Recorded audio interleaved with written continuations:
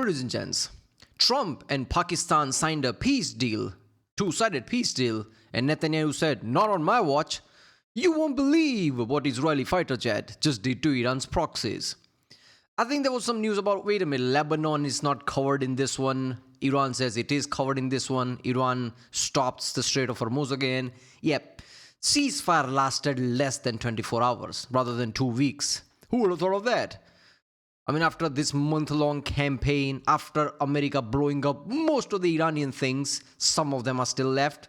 That's how it works. It's not so easy, right? But most of the things are destroyed. A lot of capabilities of Iran is reduced.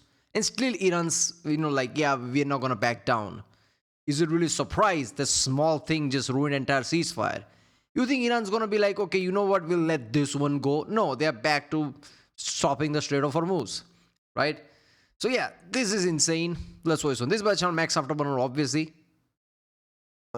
Kind of doing a soft closure of the Straits of Hormuz in retaliation to Israel strikes in Lebanon. That's the biggest breaking development right now. Yeah, but that was the case before. They never fully closed it. It was a soft closure before. They're back to doing that. Unleashing what they're calling Operation Eternal Darkness starting yesterday, where they slammed over 100 Hezbollah targets in a lightning 10-minute wave that ranks as one of the hardest hits since... What's with the naming of things? Is that really that important nowadays? Everything else has to have some name. It has to be social media clickable. Or this time is Eternal Darkness. Was it Roaring Lion? That was the case, right? The first time Israel called it Roaring Lion, now it's like Eternal Darkness. It has to be clickable by social media. That's the only thing that matters.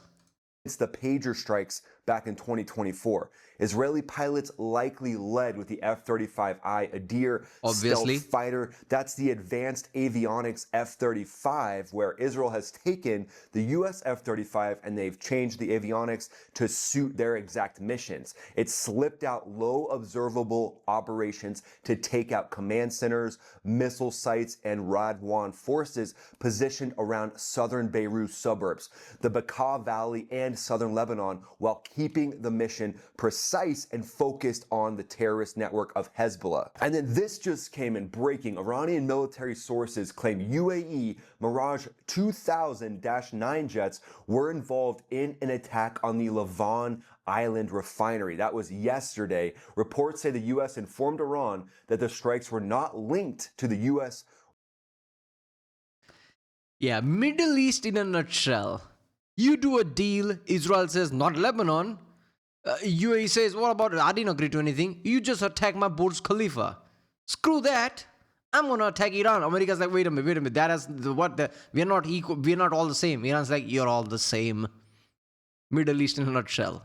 Or Israel. So this happened after the ceasefire, or maybe just before, and it looks like UAE is taking the gloves off and striking some of these important critical oil islands of Iran. And then if that wasn't enough, I'm bringing in Preston Stewart. Preston Stewart has a massive YouTube channel, over 1 million subscribers, and I wanted to bring him in and ask him about some of the lessons learned from the US-Iran war and what could happen if this kicks back.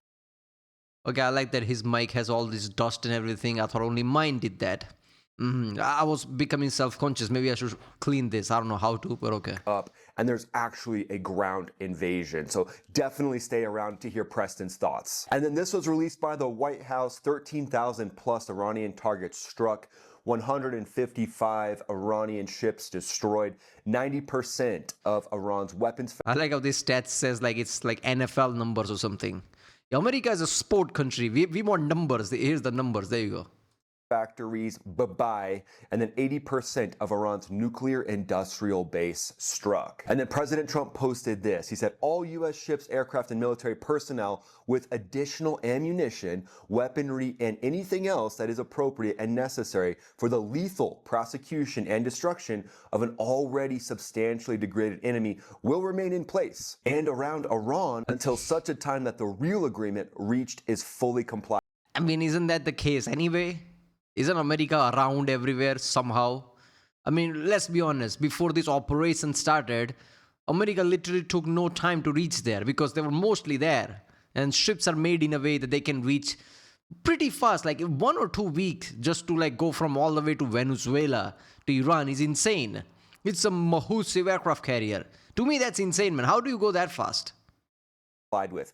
If for any reason it is not, which is highly unlikely, then the shooting starts bigger and better and stronger than anyone has ever seen before. It was agreed to a long time ago, and despite all the fake rhetoric to the contrary, no nuclear weapons and the Strait of Hormuz will be open and safe. In the meantime, our great military is loading up and resting, looking forward actually to its next conquest. America is back. Well, what could be next? If it's not Iran, could it be Cuba? I'll be covering all this. I'm going to say this. America doesn't need reloading. America doesn't need rest because you can just circulate people. You can just replace aircraft carrier. You kind of have that. If there is one military in the world who can like circulate people, oh, these people are tired. Okay, bring in the fresh one, send them home. You can do that. If anything, Iran needs resting up, which this ceasefire, if it lasts, will give them. So here's what I'm going to say. I don't want war. I don't want any kind of conflict, right? It's kind of stupid when you really think about it. Like, in the end, no war is good, right? In the end, you have reasons to do war, but if you can stop the war, it's good. But if you're going to do ceasefire and go back to doing what you were going to do anyway, if anything, you've given time to your enemy to regroup, strategize at a certain level, that's going to cost you, and you'll have to do more bombing in answer. So it will just have a higher death toll than otherwise it would have. But if you're thinking like, yes, ceasefire, and I'm slowly going to back away, do some kind of a deal, and there's not going to be any more conflict, I understand that walking away from war is not so easy. You need to do it right way. Like, it might feel like, this is so haphazard. But walking away from any war is pretty hard, right? Especially if your enemy is not going to just back down. If your enemy says that we're literally going to fight until the last guy, what is your answer? Right? If you go all the way in, eventually entire international community will see you as a war crime country. Like, you did too much. You went in and did too much type of thing. So maybe is that the mentality here? Slowly back away, do some kind of a deal and forget about it. Then understand that conflict stopped, no more death. But if you're going to go back bombing again, this 2 week is not going to help anyone. This stuff this week. And then President Trump mentioned this. He said the failing New York Times and fake news CNN each reported a totally fake 10-point plan on the Iran negotiations, which was meant to discredit the people involved in the peace process. All 10 points were a made-up hoax. Evil losers make America great again. What? Wow, CNN going against President Trump. Weird. We've never seen this before. Okay, CNN made up and look, here's what I'm going to say. Usually CNN omits. They don't just make up shit, right? So they could have a paper trail that they can use to justify like where this came from. Even if in their mind they want to like, we just want to lie, they do it with some kind of a basis. So nobody can just suddenly grab them like, where'd you brought this from? Oh, here's a paper trail. This guy said it, that guy said it, that's an expert. This guy, the politician, this guy's in Iran, this guy's in Pakistan who said it. And they can just point to it. So it'd be really hard to pinpoint if CNN lied or not. I mean, at this point, the IRGC is like, hey, CNN, thanks for being our propaganda arm as well. We need some help. So let's pop to Preston Stewart real quick. And as of note, we recorded this on April 7th, just before the ceasefire was about to take place. We didn't know it was going to take place at the time of recording the video, but I want you to listen to what he says about the potential ground invasion and some of the lessons learned from this conflict that are likely going to apply to every other conflict going forward. Hey everybody, welcome to this episode. I'm here with Preston Stewart. You probably know who he is already, but he's got an amazing YouTube channel, over 1 million subscribers. I'm gonna link to that in the description. Preston, how's it going, man? Great, Ryan. Appreciate the invite, man. Yeah, absolutely. Can you just tell everybody just a quick overview for a minute of your background and kind of what got you into YouTube? Yeah, so military background, West Point, 2009, graduated there, international relations and terrorism. Into the Army as a field artillery officer to the 101st, a couple trips to Afghanistan, then left active in 14, some time in the reserves and guard up until last year, about 1 year completely out. Wow. And then about 5 years ago, started making content online just as a kind of a hobby.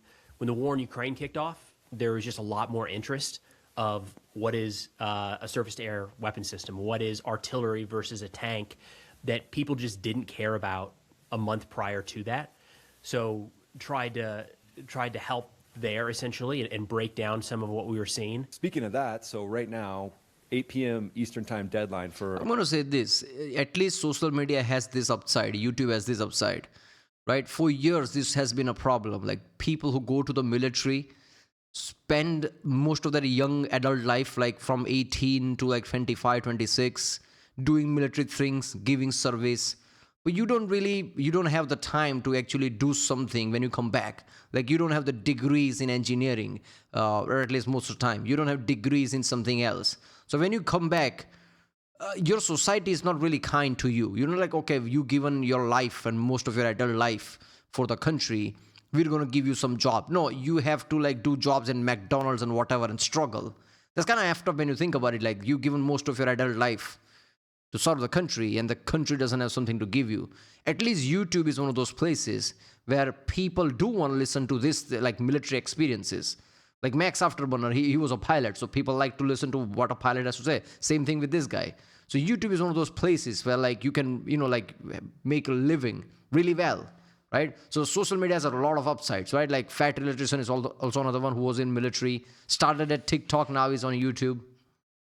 Iran to open up the Straits of Hormuz, right? At the time of this video being produced, this will release maybe a few days after that. But what's your thoughts on that, on the deadline that President Trump has set? And where do we go from here with that specific Straits of Hormuz? It's a small question, right? No, what? We got like the biggest deadline in this war, and we're recording before, and it's going after. That's this could go in so many different directions. Wall Street Journal had a little graphic they put out today where... That's how you know he served in the military, if he's going to say that. Because he was right. It did go many different ways. It's not clear, but like we've definitely had 3 or 4 different deadlines in the last couple weeks. So we've got to keep that in mind. And he has said that without any like concrete backing. So the first time that moved, he said negotiations are going well. And from the Iranians, they said, what are you even talking about? Like, we're not talking. Now, how much of that is, that could be true. They could actually be talking and there were breakthroughs. But from the publicly available information, it seems like the president just made the determination to push the deadline a little bit. I'm not going to lie. This to me, I don't know, maybe I'm wrong. This doesn't feel that good. Like if you're going to give out ultimatum, you change so much. Isn't this like the boy who cried wolf, right? Like, is anybody going to take you seriously in the future? That's what I'm thinking. So that's a possibility. If that doesn't happen, it looks like the target set is going to widen, is probably the simplest way to put it. We don't have the resources to conduct any sort of large-scale invasion at this point. We could do little things around some of the outskirts of the Persian Gulf, but man, that seems risky based off what we have there right now. So is that true? Is that 100% true, or like for now it's true? I mean, you can get congressional approval, increase the budget, and like ramp up the things. Or is he saying like physically, military-wise, you just don't have, regardless of the money, you don't have the equipment or like war readiness to do that? Is that the case? Because that would surprise me. If America doesn't have it, like who does? Really, you're talking about, I mean, the bombs have been insane. The sorties have been insane. I don't know that we have I defer to you, but I don't know that we have the platforms to double the volume. It would be more just an expansion, from my perspective, an expansion of what we're going after. And he's suggested that would be energy infrastructure, largely. Kind of speaking of where this goes from here, so can you just game out from your background, your perspective? You can't double the volume. I mean, you used a lot of B2s, B1s, and B52s, but don't you have more? Can't you use bases in Middle East and ramp up things? You can add another aircraft carrier, you have it. You have 3 aircraft carriers basically you can directly use. Use many other like F-15, F-35s to drop bombs as well, because they can do that as well. Not to mention you can use like C-130, or what is that other one, this bigger one, like that is based on C-130. I forgot the name. C-17, whatever, right? You can use those to like, I don't know, use like Rapid Dragon or something. Now, how much of that ammunition you already have, I don't know. I guess that's up to the military, right? But if you have ammunition, you have many ways to, I guess, increase the bombing, like rate, isn't it? Like, I don't know, man. It's one thing to hear about everything in videos, like America has this, America has that, but logistically, how much of that is actually ready for you to use? That is also the question. perspective. I mean, we know Iran's 2.5 times the size of Texas, but a lot of people have been saying, will there be a ground invasion? What would it, let's just say there was, what would that look like? And then, we can debunk it after, because I'm not for it either. I am definitely not for a ground invasion, having flown in Afghanistan, seeing how badly that went. But can you just game out what it would actually look like in your mind? Man, I think for starters, it's worth saying that we are nowhere near that right now because we don't have the resources in theater. There's around 50,000-ish American service members in the broader Middle East, but that includes pilots and maintainers and staff. That's not like 50,000 infantrymen. Don't you like over 100,000? One base has 50, other has 30, and other two bases 20, 30 more. I thought that was the case. Chomping at the bit to cross the berm. So even if it was 50,000, that is significantly lower, or like ready to invade. That's significantly lower than what we pushed into Iraq in 2003. So first, for perspective, Russia and Ukraine war, Russia was using hundreds and hundreds of thousands every time. That total is probably over 1 million by now. Total, that's insane. And that's Ukraine-Russia thing at the border. Now you have to invade Iran completely. Yeah, those are not enough numbers. In terms of timing, we would need quite a while here to build up forces, and that's not the kind of thing you can hide. We can hide special operators moving overseas. We can hide pilots are really good at OPSEC and Air Force in general. But when you're talking about a battalion, let alone a brigade or division of U.S. Army soldiers, like, cat's out of the bag because the girlfriends talk, and like you just can't keep that a secret anymore. Everybody talks. The whole town notices. So it would require a pretty significant buildup. Historically, I think an idea would have been to go through Iraq because the alternative is trying to come in. We're not going in through the north. That doesn't seem feasible. Afghanistan is not a viable option at this point. The Persian Gulf would be a bit of a challenge. Take out an amphibious assault, all the challenges with that, but we'd have to move them through this very narrow strait. Yeah, you need to use Marines to take out coastal areas, control them, take over certain airfields or make your own airfields, right? In Iran, certain places of Iraq, and you have to do a lot of things for preparation from army to come in. Because you need to pave way for army to come in. And by that point, you would have an insane amount of number. US Army is one of the biggest, right? So you would have number then, but this is like an insane preparation, trying to move heaven and earth type of situation. Way too much money. By that point, you're all in, chips are all in. There is not even a question, right? This is a proper war. This would have shock waves. I'm pretty sure by this point, China's not just going to sit down and say nothing. There'll be threats thrown around, because it's one thing to drop bombs, is another thing to completely prepare for invasion. That's a way different ball game. So I don't know. Before conducting the assault, so that would be incredibly risky. So overland through Iraq, maybe launching from one of the Gulf states across the Persian Gulf. So is there anything right now from a technology perspective that you're excited about? Yeah, man, I'll go on this rant any opportunity I get, and it's a boring one. We need more nets over our airfields, specifically nets over our facilities. We've seen how much damage little drones can do. So the long-range Shaheds, those are like cars coming out of the sky, right? And that's not going to stop those. But these smaller FPV or even bomber drones that you or I could put together in our basement and take out and fly across the street. We have a lot of locations around the world where we stage very expensive aircraft, sometimes out in the open. And the solution, a very short-term, simple solution, is just put up some nets. I think Trump has to put out executive orders and claim national security to ramp up the production of something like Meteor, like you did in World Wars or something. Okay, increase the production, I don't care, here's the money. And put Meteor-style systems in every basis if you can. You do have generators, you do have things to power it. You just need to increase the production of it. You have to do these drastic things. It feels like, how do you even do that? Logistically, that's a nightmare, but you have to do that. And once you do that, you don't have to worry about these FPV drones, because this thing is like a shotgun when it comes to a lot of drones. There's another thing in Texas, I think. Somebody's making it. It's like a AI-powered homing machine gun who just locks onto itself. Basically how Civis is, but this is like a normal 50 cal type machine gun which locks in and just shoots down any kind of small drones coming, which has a decent thing behind it. It's very cheap. You can also like executive order, make it in bulk type of way. You have to do a lot of drastic things. But that's the thing. This will be all uncomfortable. And people will have resistance to this, like, why are we doing this? So none of this is ever happening. But the point is, you can do it. And I know it makes things a little more complicated, but it's probably better to do that than deal with like B-1s in the UK right now going up in flames. Like, what are we doing? So we have seen that happen in Russia with some of their aircraft before. I feel like it's a relatively inexpensive short-term solution, and we got to get on that. It'll save. It's more of an equipment saver than a lifesaver at this point. But again, we're talking about nets, man. It's not fancy technology. So that's the one I'll hammer on till the cows come home.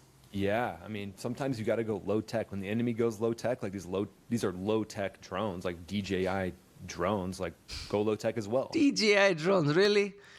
I mean, can't be DJI. People will be pissed off. DJI is at this point like mass market product that everybody uses. Even I have DJI somewhere here. There you go. DJI mic. Oh, there you go. It is Chinese, but it's like one of those Chinese like Xiaomi and things like that global market uses. DJI does that. Wouldn't that piss off people? Like, okay, why are you doing this? I don't know. So President Trump announced that ceasefire just a few days ago. Looks to be holding, but it's becoming very shaky with what's going on between Israel and Hezbollah. Hezbollah is Iran's top proxy army, and Israel made it clear that the fight with them and Hezbollah stays completely separate from the ceasefire. J.D. Vance actually was out talking about how Iran had a misunderstanding, thinking that all of their proxies were off limits as well, but it looks like Israel's basically taken the gloves off against the proxies. And as the old saying goes, you don't bring a knife to a gunfight when it's American-backed tech that Israel is using in the air against Hezbollah. This is a... Look, I'm going to say this. I'm pausing too much, but I have to say this. USA has overwhelmingly destroyed a lot of Iranian infrastructure. And it doesn't look good that in a ceasefire, USA is like, wait a minute, everybody calm down. The Lebanon, the proxies were not covered in this deal. And Iran's like, I don't care, I'm closing the Strait of Hormuz. Isn't it supposed to be the other way around? Doesn't US have the upper hand? Why is Iran dictating these things? I get it, Iran's like one of those, like, I don't care, I'll fight to the last person type of way. But this makes US look kind of weak, like, I'm the one in the power position. I have things in my hand. I could destroy everything in Iran. You can't even touch me. This is literally one-sided thing. And yet Iran is dictating things. What is even happening in this ceasefire? I don't get it. American air power in action operated by Israel, and what happens next could change how we see the fight over Iran and the Straits of Hormuz. So on April 8th, Israel launched Operation Eternal Darkness, a highly effective, large-scale airstrike campaign that's delivered one of the most significant blows to Hezbollah since the 2024 pager operation. In a tight 10-minute window, they hit more than 100 targets, including command centers, intelligence sites, missile infrastructure, Radwan force positions, and other terror assets spread across southern Beirut suburbs, the Bekaa Valley, and southern Lebanon. This was necessary, Israel says, to keep the... I'm guessing they're going to attack power structures, eternal darkness, taking out the power. I'm guessing that's what's going to happen. I don't know. Hezbollah, Iran's most capable proxy in the so-called axis of resistance. And as we've seen as a part of the framework, a lot of what needs to be done is for Iran to sever the connection with these proxies. Yeah, kind of seems like a snowball's chance in hell. And I think Israel kind of understands that at some point, Iran is never going to cut those connections because Iran sees the Straits of Hormuz and their connections to their proxy armies as the thing that's keeping the regime in power. The group has fired thousands of rockets into Israel and posed a direct threat to civilians for months. Israel focused on deeply embedded terror infrastructure to build a safer buffer zone along its northern border and knock out long-range capabilities that have endangered its people. Reports show 182 to about 250 people killed, hundreds wounded, and Hezbollah hides amongst the civilian population. They use human shields, again, the same terrorist tactic that Iran was using when they asked all their children to go to the different power plants and bridges that might have been struck if the actual ceasefire didn't take place. That is my theory. I've been keep saying that for past 2 days, that maybe ceasefire could be a smokescreen. Nobody's going to stay at power structures and power plants for 2 weeks. So maybe if there are people there, kids, whatever, like willingly or not willingly, they are there. Eventually, they're like, okay, fine, ceasefire, we'll go home. And satellites know this, and then Trump basically gives a go to like attack these places. U.S. military attacks these places. Because you don't want news to say U.S. military destroyed a power plant and 100 civilian in it. You don't want that news. You can argue all you want, like, oh, this is Iran, this is not America. Headline will read, America bombed 100 civilians. You can't have that. To me, it feels like this is more like that. This is more like, like smoke screen. Because Trump has history of this. When this operation started, they were talking diplomatically. Oh, we'll meet Thursday. Thursday never came. By Monday or something like the operation started, Trump gave out a speech. So catching people off guard is a theme when it comes to Trump. This 2 week could be a smokescreen. Hezbollah does the exact same thing. That's the tactic that they use, and it shows their complete disregard for Lebanese lives while Israel stuck to their military objectives. And I know that's controversial, but the terrorists around the globe, the terrorist mindset that the IRGC has is the same as Hezbollah, and that is use your people to protect your regime. They basically see their people as property to keep themselves in power, and they'll gladly harvest thousands of their own people if it keeps the regime in power. That's how dark that gets. But let's talk about the platform that Israel is using to make this happen. The F-35I Adir, stealth workhorse. What I don't understand is a lot of left-wing media says one thing, why now? What was this for? This is the argument they're making. Again, like I said, they're not going to point blank says Trump sucks, Trump doing wrong, because you can't really argue this is wrong when you hear about things like that. When these people are literally using their own people as a shield and doesn't care about their own people, you can't really make an argument like America's in the morally wrong area, right? The only thing these left-wing people, like I've seen Stephen Colbert and many people saying like, why now? Why this time? Trump is an idiot. Why do this now? The only point is what changed now type of way. I'm going to say this. Why not now? Why not a year before? Why not 2 years before? Aren't you the liberals? Aren't you the, party for people and people's liberties and rights? Aren't you like, oh, let's save the small person? You don't care about the people in Middle East who are getting deleted by their own regime and used as a shield? You don't care about that? What about that, man? Let's talk about that. Why are you not getting angry like why Trump did this now and not a year ago or 2 years ago, right? I'm arguing about mentality of liberal people. I'm not arguing about like when the war should have happened. That's not my place. My talk is war should never happen, and I'm not a politician or anyone, right, who's gonna worry about all these things. That's up to the people, you and like the people in power. I'm just saying the liberal mentality, the way they attack Trump. Why are you saying like why now and not, oh, why didn't you do this before? And I'm glad at least you never, better late than never type of mentality. Don't you care about the people in Middle East if you care about people that much? So I'm talking about liberal mentality right now. Don't attack me like why you so pro-war. I'm not. I don't want any war. But I'm talking about the mentality. Modified Lightning II jet with Israeli avionics, electronic warfare upgrades, and the ability to carry precision munitions internally to stay low observable. It cruises at Mach 1.6, that's about 1,200 miles per hour for anybody keeping track, with a combat radius of around 700 miles on internal fuel alone, letting it penetrate contested airspace, gather battlefield data through sensor fusion, and deliver standoff strikes with complete accuracy that minimizes collateral damage. And then the F-15I Ra'am, based on the Strike Eagle, brings raw power with twin engines pushing Mach 2.2 and conformal fuel tanks for long range. It hauls up to 18,000 pounds of precision-guided munitions like JDAMs for heavy hitting on hardened targets or missile infrastructure. And then don't sleep on the F-16I Sufa. That is I don't like when a chart says F-15I. It's a variant based on McDonnell Douglas F-15. No, it's F-15. Just tweaked a bit for Israeli weapons. It is F-15. If you say, oh, Sukhoi 30 Mach I that India has, it's a version of Sukhoi 30, that makes sense because it's not Sukhoi 30. Its only frame is Sukhoi 30. The engines are from a different country, radars is from France, weapons are from Israel. It's a very Frankenstein plane that India has.